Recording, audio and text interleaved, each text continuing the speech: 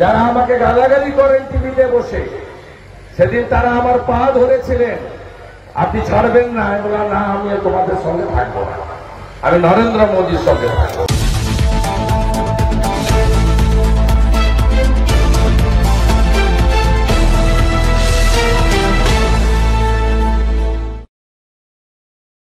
সমবেত ভদ্রমণ্ডলী,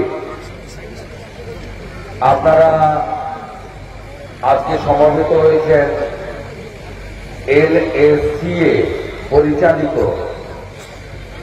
দুদিনব্যাপী নানাবিধ যে অনুষ্ঠান, তারই অঙ্গ হিসেবে ক্রীড়া প্রতিযোগিতা এবং সেবাদান কর্মসূচিতে আমি সর্বস্তরের সুনাগরিক ভদ্রমণ্ডলী, আমার অত্যন্ত আপনজন এই এলাকার মানুষজন, আমার সঙ্গে প্রত্যক্ষভাবে এই এলাকার প্রত্যেকটা গ্রামের সঙ্গে, বাজারের সঙ্গে 2004 সাল থেকে সম্পর্ক।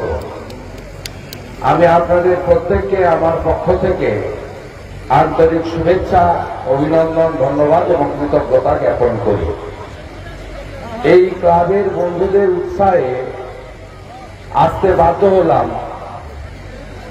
তার কারণ এরা প্রথমে বৃষ্টির জন্য ডেট পিছিয়ে ছিল, পরে মাধ্যমিক এবং উচ্চ মাধ্যমিক পরীক্ষা থাকায় এই প্রোগ্রাম করতে পারেনি এবং কয়েকদিন পরেই সাধারণ নির্বাচন ঘোষণা হতে চলেছে, আপনারা জানেন। তাই এরা কার্যত আমার উপস্থিতি চেয়েছিল, আমি সেজন্য অত্যন্ত কৃতজ্ঞ এবং কৃতার্থ যে এই ভাইরা, বন্ধুরা, আমার থেকে বয়সে বড় যারা দাদারা আছেন, তারা আমাকে চেয়েছিলেন তাদের কাছে। কারণ আমি তাদের কাছে নেতা নই, আমি তাদের কাছে আগের সাংসদ মন্ত্রী নই, বিরোধী দলনেতা নই, আমি তাদের কাছে আত্মীয়।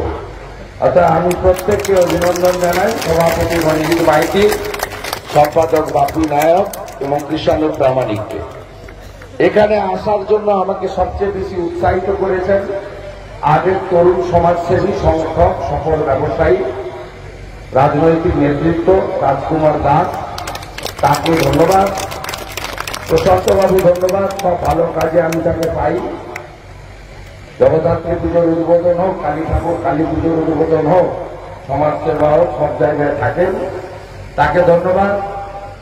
এবং রিপুঞ্জয় প্রামাণিক আছেন, তিনি একটি ব্যাংকের সঙ্গে সমবায় আন্দোলনের সঙ্গে যুক্ত, এখন বর্তমানে নন্দকুমারের পঞ্চায়েত সমিতির সদস্য, বিধায়ক, বিরোধী দলনেতা।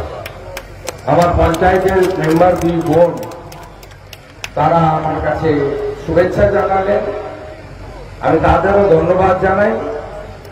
আমি এখানে কোনো রাজনৈতিক বক্তব্য রাখবো না, আমি আপনাদের শুভেচ্ছা জানাতে এসেছি।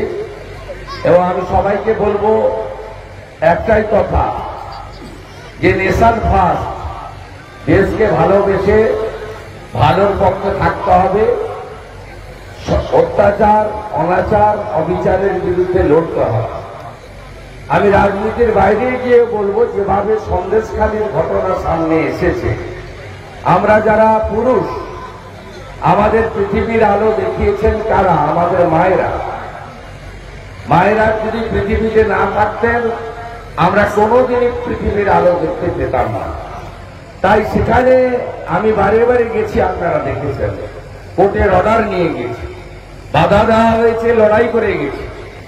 মায়েদের উপরে বছরের পর বছর ধরে যে অত্যাচার করা হয়েছে, এটা সভ্য সমাজে, স্বাধীনোত্তর ভারতবর্ষে একটা বড় কলঙ্ক। যে বাংলা বিশ্বকবি রবীন্দ্রনাথ ঠাকুর, বিদ্যাসাগরের মতো মানুষকে জন্ম দিয়েছেন, যে বাংলাতে নেতাজি সুভাষচন্দ্র বসুর কর্মভূমি, যে বাংলাতে স্বামী বিবেকানন্দ, মা শারদামণির জায়গা, সেই জায়গায় এই লজ্জা আমাদের বয়ে নিয়ে যেতে হচ্ছে। তাই আমি আপামর জনসাধারণকে বলবো, এই ধরনের ব্যভিচার, অত্যাচার, অবিচারের বিরুদ্ধে আমাদের লড়তে হবে। আর সবচেয়ে বড় কথা, গণতন্ত্র রক্ষা করতে হবে। এই গ্রাম পঞ্চায়েতের মানুষ, তারা নির্বাচন করলেন পঞ্চায়েতের ভোট, পুলিশ এসে খপ করে জব্বর ভাইকে পঞ্চায়েত গঠনের দিন তুলে নিয়ে চলে গেল। এটা তো জব্বর ভাই বা তার দলের অপমান নয়, অপমানটা হলো শীতলপুর গ্রাম পঞ্চায়েতের সর্বস্তরের ভোটার ভদ্রমন্ডলী। এই যে গণতন্ত্রকে পদদলিত করা গায়ে জোরে, এর বিরুদ্ধেও আমাদের লড়তে হবে।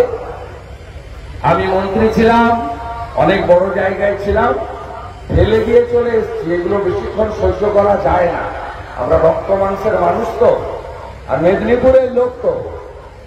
আমরা তো 47-এ স্বাধীনতা পাইনি, 42 সালে আমাদের স্বাধীন করে দিয়ে গেছেন মা মাতঙ্গিনী হাজরার আত্মবলিদান, লবণ সত্যাগ্রহ, সতীশ বাবু, সুশীল বাবু, অজয় বাবুর তাম্রলিপ্ত জাতীয় সরকার।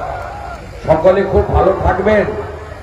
আমার দুঃখ লাগে সাংসদ হিসেবে, এইচডি চেয়ারম্যান হিসেবে, ইরিগেশন মন্ত্রী হিসেবে এই উত্তর নরঘাটে গঙ্গা পুজোকে কেন্দ্র করে যতগুলো কাজ করে দিয়ে গেছিলাম, যতগুলো কাজ শুধু উত্তর নরঘাটে নয়, এখান থেকে যে 6 পুকারের রাস্তা গেছে আপনার একেবারে প্রতাপখালী পর্যন্ত, এই রাস্তাও আমার সময় নির্মিত।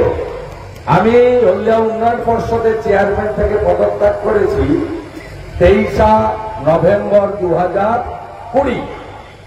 আমি মন্ত্রী থেকে পদত্যাগ করেছি, আমাকে তাড়াইনি কেউ। যারা আমাকে গালাগালি করেন টিভিতে বসে, সেদিন তারা আমার পা ধরেছিলেন, আপনি ছাড়বেন না। আমি বললাম না, আমি তোমাদের সঙ্গে থাকবো না, আমি নরেন্দ্র মোদীর সঙ্গে থাকবো।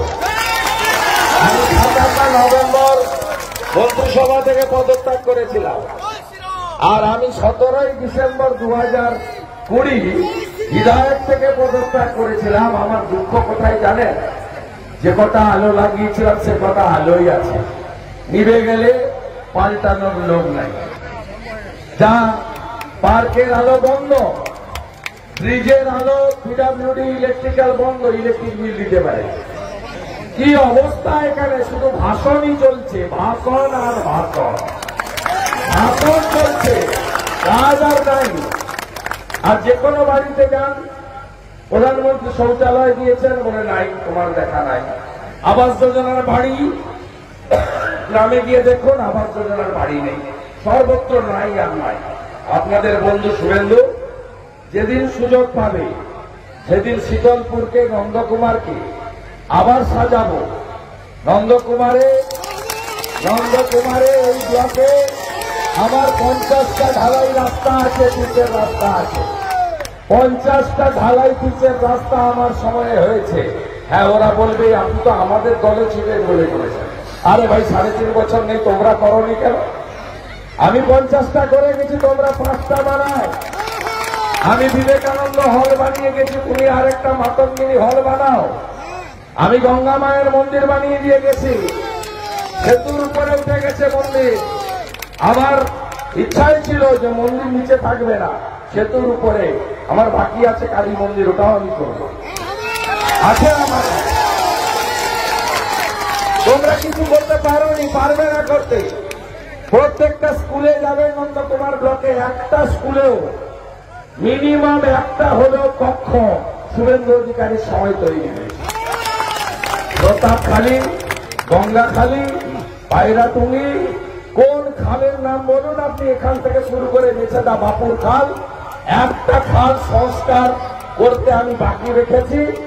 বলুন আপনি, নন্দকুমার কলেজ বেসিক ট্রেনিং কলেজে ছিল লক্ষণ সেটের এনজিওতে, আমি তুলে এনে পুরো কলেজটা বানিয়ে দিয়ে গেছি আপনাদের চোখের সামনে। নন্দকুমার রোটারিতে গাঁজা খাওয়া হতো আর জুয়া খেলা হতো, আজকে সাজিয়ে দিয়ে গেছি। আপনারা একটা কাজও করতে পারেননি, কোনোদিন করতে পারবেনও না, কারণ আপনারা নিজেদের বাড়ি ঘরে স্বীকৃতি। আর যদি একটা প্রাণী মিত্রা 1,500 টাকার চাকরিও পান, নিজের ঘরের লোক ছাড়া বাইরের কথা জীবনে ভাবেন না। আর বাইরে থেকে যদি ভাবেন তাহলে এইটা দরকার, মল্ল দরকার, নইলে হবে না।